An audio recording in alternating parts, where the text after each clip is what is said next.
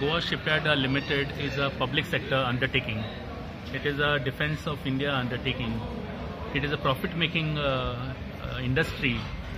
And today, what do we find? What are the wages which newly joined workers get on joining Goa Shipyard? The wages which a new worker gets in Goa Shipyard is around 11,000 only, which is below the minimum wages. So what the workers are demanding now, this meeting is regarding the wage revision that is due in Goa Shipyard Limited. What we find is that the management of shipyard is through back doors trying to enforce a very low wage rise on the workers. What the workers are demanding is a fair wage rise.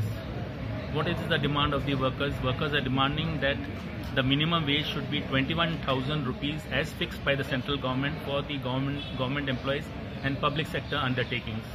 Recently, shipyard increased the wages of officers.